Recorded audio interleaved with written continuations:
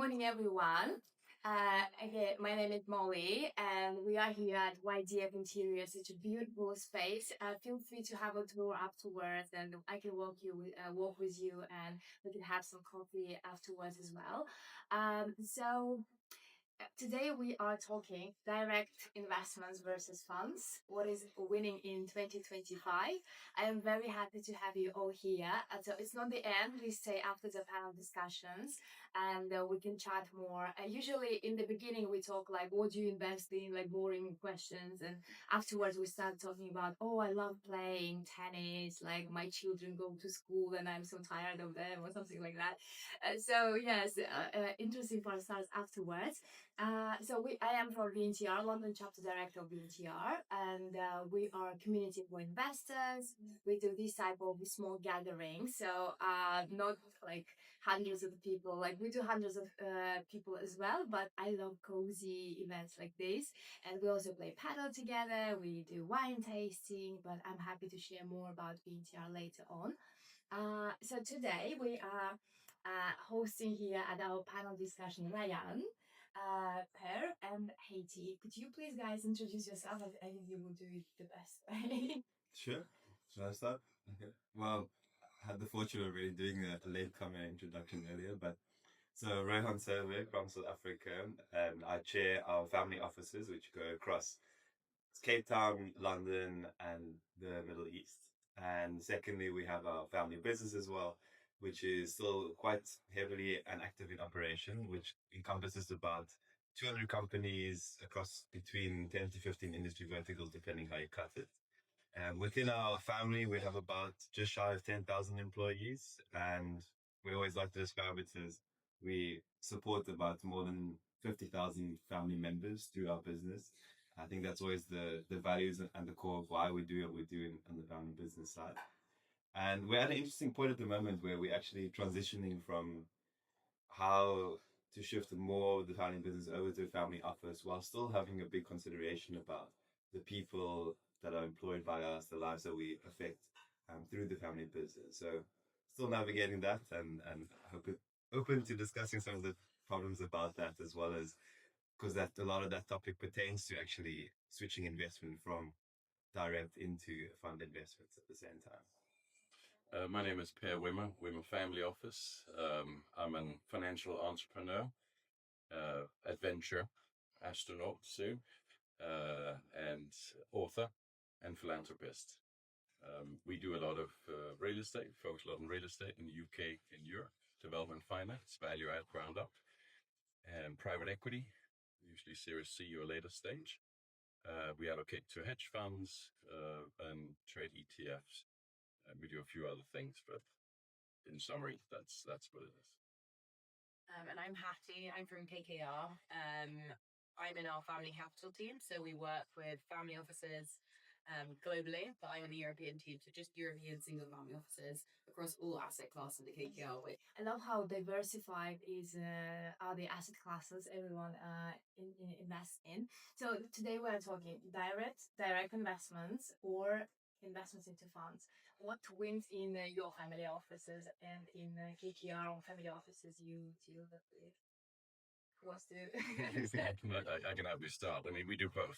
So that's we do direct, and obviously like direct because you get to pick and choose, and it's the best thing. And it's also nice to be involved.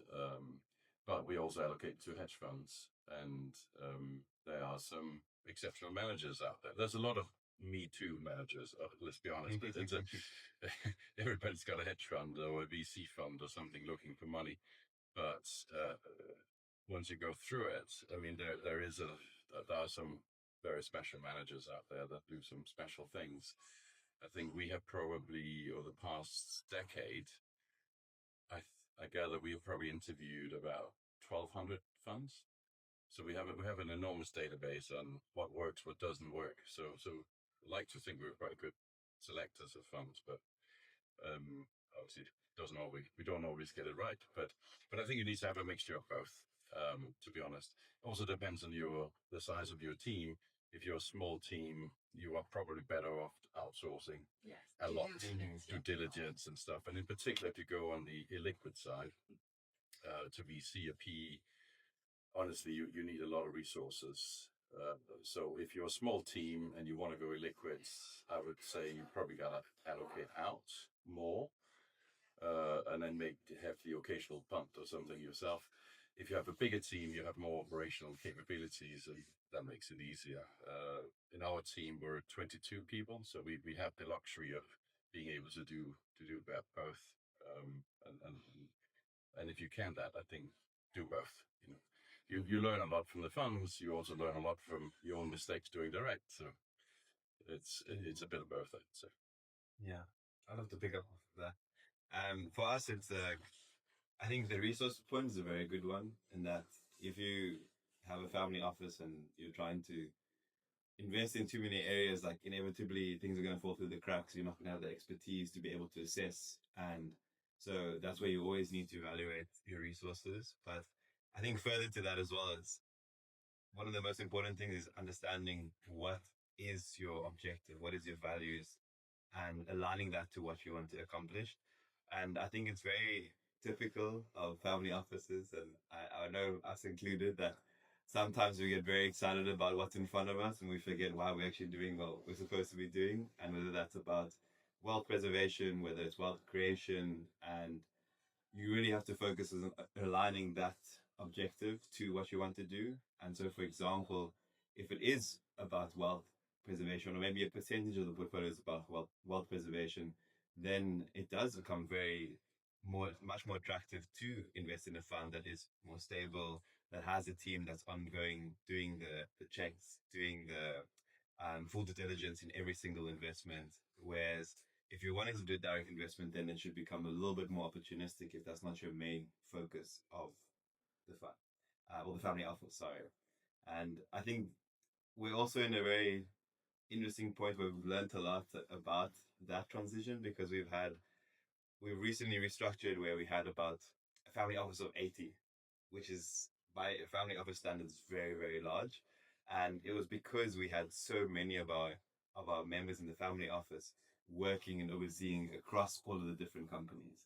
And now we've actually reduced that down to 30, and we've moved those people into the operating business themselves. And now we're saying, okay, well, with our team of 30 in the family office, we're going to still have a reporting role on the investments, but we want to shift more of that capital to a fund-like structure. So I think that the resource is a great point to reflect from, and then secondly, understanding what it is that you want to achieve in determining that. I'll just give one example of that, picking up on that point, and you get your turn very shortly. You get your turn very shortly.